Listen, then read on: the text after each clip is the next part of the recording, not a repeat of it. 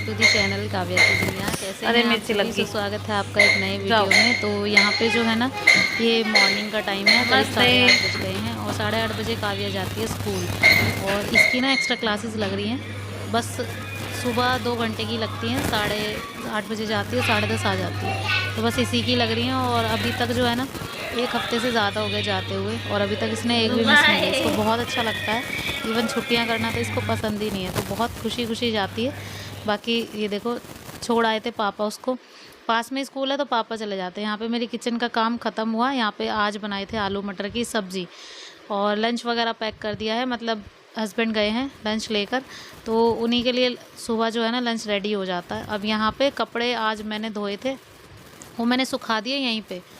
पता है क्या होता क्या है कि ऊपर जो है ना सुखाने गई थी, इतनी तेज़ हवा चल रही थी, आंधी तूफान सा अजीब सा हो रहा था, तो कपड़े जो है ना इधर उधर गिर जाते। फिर वही है, देखो बाहर दिखा दूँ कितनी तेज़ हवा चल रही थी। देखो वो झंडा जो है ना हिल रहा है, बहुत ज़्यादा तेज़ हवा चल रही थी। फिर वही है, कपड़े जो है ना बिल्कुल धुए बेधुए एक जैसे हो जाते हैं। इसलिए मैंने सोचा यहीं सुखा देती हूँ, थोड़ी देर में सूख भी जाएंगे, करीब 1 डेढ़ घंटे में ये सूख ही जाएंगे। और जो हमारी फोल्डिंग है ना, उसको खोल के मैंने रख दिया था यहाँ पे। तो काम वाम तो ख़त्म हुआ, किचन भी क्लीन हो गई। ये देखो पूरे अच्छे तरीके से सब कुछ सेटअप हो गया है। तो चलिए अभी सिलाई की तरफ चल। तो जी सिलाई में 2 कपड़े हैं आज मेरे पास। मतलब जो साड़ी वाला सूट बनाया था कल, वो तो मैं रात को ही दे आई थी दीदी को, मतलब बुटीक पे ही दे आई थी। रात को जब हस्बैंड आते हैं ना 9 बजे करीब, तो थोड़ी देर के लिए उन्हें रोक देती हूँ नीचे ही, तो 5-10 मिनट के लिए चली जाती हूँ, क्योंकि वैसे बहुत दूर पड़ता है। इवन आधी से ज़्यादा मार्केट क्रॉस करने के बाद ना तब है वो शॉप। इसी वजह से मैं सोचती हूँ कि शाम के वक्त तो थोड़ा सा टाइम भी निकल जाएगा और बाइक से जो है ना जल्दी आ जाऊँगी। और वो सूट भी है ना बहुत अच्छे से फिट आया, एकदम अच्छे से। बहुत खुश हुई दीदी उनसे देख के ना, बहुत ज़्यादा। और यहाँ पे ये सूट दिया था उन्होंने फिर वापस में, कि ये कॉटन का सूट है, सलवार सूट है। और ये जो मेरे हाथ में है ये सलवार है, और दूसरा वाला सूट है तो ये कॉटन का है, विदाउट अस्तर है, तो जल्दी ही बन जाएगा। तो बोल रही थी कि मतलब परसों तक ईज़िली दे देना। तो एक ही मेरे पास सूट पड़ा हुआ है सिलने के लिए, तो सलवार तो ठीक ठाक बन ही जाएगी। इसमें मैं थोड़ा सा चेक कर रही थी, तो रात को जब मैं लेकर आई थी तब मैंने इतने अच्छे से चेक नहीं किया था, क्योंकि आने के बाद फिर रोटियां वगैरह मैं बनाने लग गई थी। और यहाँ पे ये सूट है और कुर्ती है, इसमें बॉर्डर साइड में दिया हुआ है, तो हमें ना काट के लगाना है ये बॉर्डर। और तो मैंने सोचा इसको तो मैं अभी बाद में ही सिलूँगी, क्योंकि क्या है ना कि अभी मुझे ना एक ब्लाउज़ सिलना है, तो इसको तो मैं वापस से रख देती हूँ। कटिंग मैं तभी करती हूँ जब मैं सिलती हूँ ना, तभी साथ के साथ ही कटिंग करती हूँ और एक साथ बैठ जाती हूँ सिलने। अब यहाँ पे ये है ब्लाउज़, ये मतलब मेरी फ्रेंड है गली में, उन्हीं की शादी है 28 मई को, तो उन्होंने एक ब्लाउज़ दिया है और ये ब्लाउज़ मुझे सिलना है।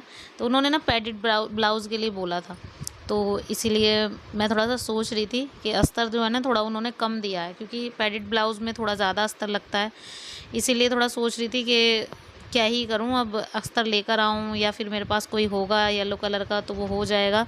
लेकिन उससे पहले मैंने शुरुआत कर दी थी। तो पहले ना, सबसे पहले जब हम सिलाई करनी शुरू करते हैं, सबसे पहले आपके पास जो भी कपड़ा है उसको आपको प्रेस करना है। तो मेन चीज़ क्या है, प्रेस से जो सारी सलवटें वगैरह हैं वो बहुत अच्छे से निकल जाती हैं, और आपको मेज़रमेंट लगाने में बिल्कुल भी दिक्कत नहीं होगी। और सबसे बड़ी बात है कि अगर सुकड़ा सुकड़ा कपड़ा रहता है ना, तो उसमें ना मेज़रमेंट फिर बाद में बहुत ज़्यादा दिक्कत होती है, लूजिंग हो जाती है, टाइट हो जाता है, कुछ भी हो जाता है, मतलब ऐसा कुछ। तो इसीलिए अगर आप सिलाई करना चाह रहे तो आपके पास जो भी घर की प्रेस है, मेरे पास तो यही है, कोई स्टीम प्रेस वगैरह तो मेरे पास है नहीं, देखो। तो मेरे पास यही प्रेस अवेलेबल है इस वक्त, तो मैं इसी से प्रेस कर लेती हूँ। और अस्तर वगैरह को भी, और जो कपड़ा मेरे पास है मेन कपड़ा उसको भी, दोनों चीज़ों को एक साथ प्रेस कर लेती हूँ। उसके बाद कटिंग शुरू कर देती हूँ, तो बहुत अच्छी फिनिशिंग आती है। तो ये छोटे छोटे से टिप्स हैं जो आप सबको देखने हैं, कि मतलब बुटीक के जैसे कपड़े जब तैयार कर रहे होते हैं ना, तो उसके लिए ये सारी चीज़ें ना बहुत ज़्यादा ध्यान रखनी पड़ती हैं। अब यहाँ पे ना बॉर्डर पे एक सलवट सी थी, वो जा नहीं रही थी, तो मैं उस पर थोड़ा ज़ोर ज़ोर से कर रही थी। उसके बाद जो ना 2-3 बार आप प्रेस करोगे तो वो चली जाएगी। और इसे प्रेस करने के बाद फिर चलते हैं कटिंग करने। तो यहाँ पे जो है ना, कपड़े को बिछा लिया था पहले, अस्तर बिछाया है यहाँ पे, और फिर उसके बाद जो है ना पहले मेज़रमेंट लगा ले। तो देखिए अस्तर वाला कोई भी कपड़ा होता है तो अस्तर वाले कपड़े को हमेशा आधा इंच एक्स्ट्रा ही काट करते हैं, क्योंकि क्या है ना कि अस्तर वाले में थोड़ा सा जैसे मेन जो मेज़रमेंट होता है उसके अकॉर्डिंग थोड़ा एक्स्ट्रा लेना ही होता है, वरना फिर टाइट वगैरह हो जाता। तो यहाँ पे ब्लाउज़ है तो मैं उस हिसाब से ले रही हूँ। और ब्लाउज़ को तो आप ले भी सकते हैं बिल्कुल एकदम परफेक्ट मेज़रमेंट जो आपने लिया है, लेकिन सूट को आप बिल्कुल भी नहीं ले सकते, आधा पौना इंच हमेशा एक्स्ट्रा ही लेना होता है।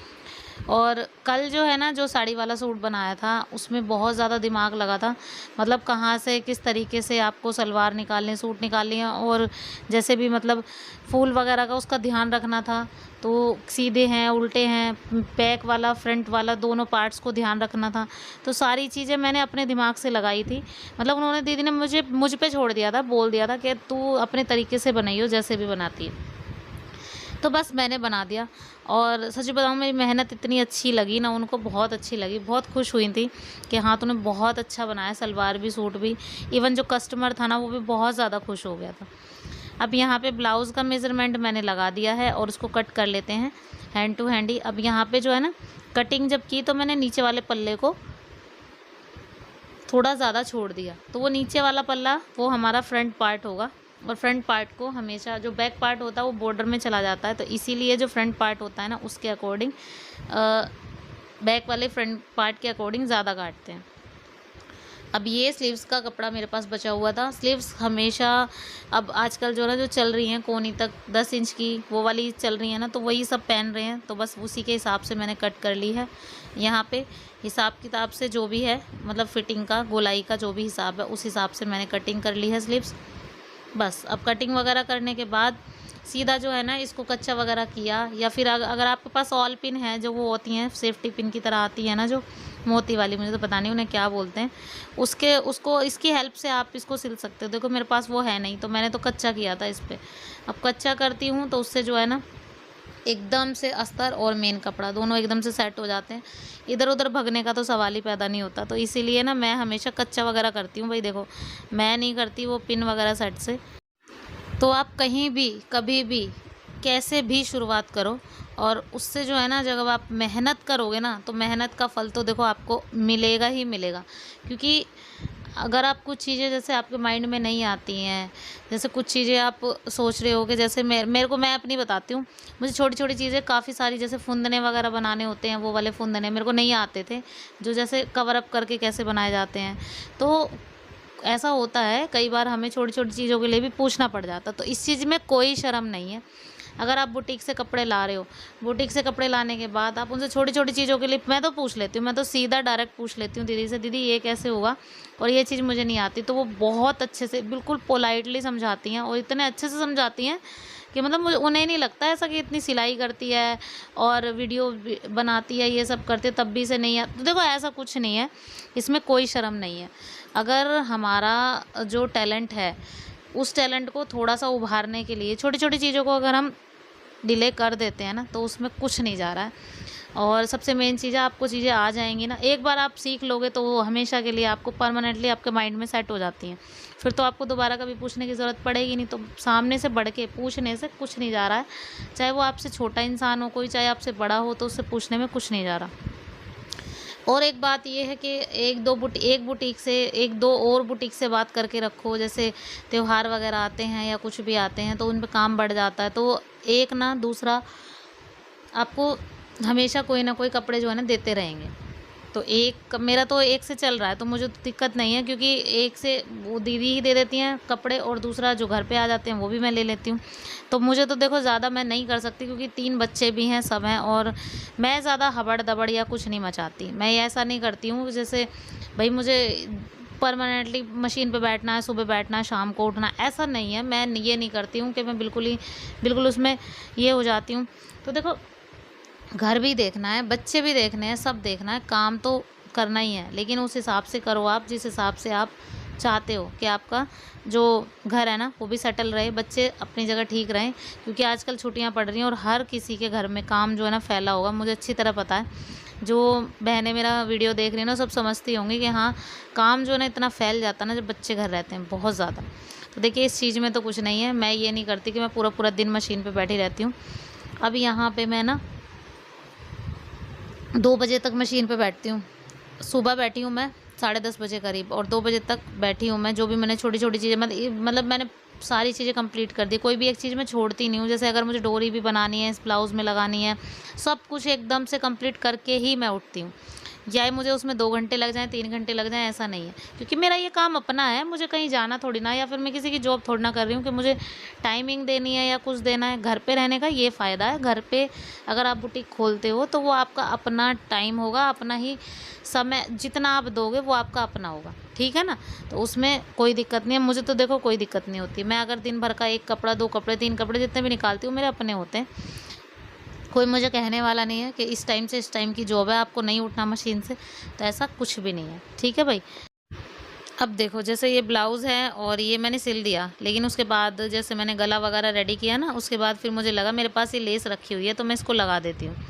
तो ये लगा दूँगी तो इसका लुक जो है ना और सुंदर लगेगा। तो वैसे ब्लाउज़ सुंदर लग रहा है, बहुत अच्छा लग रहा है, बनारसी टाइप ब्लाउज़ है।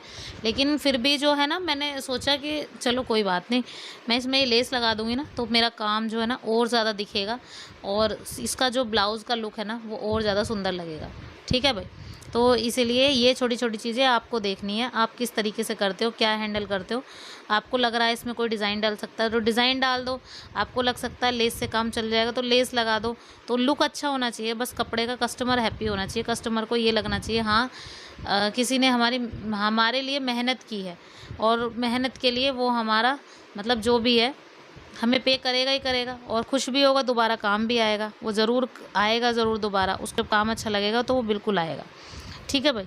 अब यहाँ पे ये लेस लगाने के बाद इसका लुक बहुत सुंदर हो गया। अब यहाँ ब्लाउज़ हो गया था कंप्लीट, उसके बाद बस फिटिंग की बात आती है ना, तो फिटिंग मैंने इस तरीके से की है, देखो बिल्कुल एकदम से पहले मैंने सीधे कपड़े पे सिलाई लगाई, मतलब दोनों को सीधे, ये मैंने ना दिखाया हुआ है आप सबको वीडियो में पहले भी, और फिर उसके बाद उल्टी तरफ सिलाई लगाई, तो क्या होगा कि कवर हो गया अच्छे से। अब इसमें ओवरलॉक वगैरह की भी ज़रूरत नहीं पड़ेगी बिल्कुल।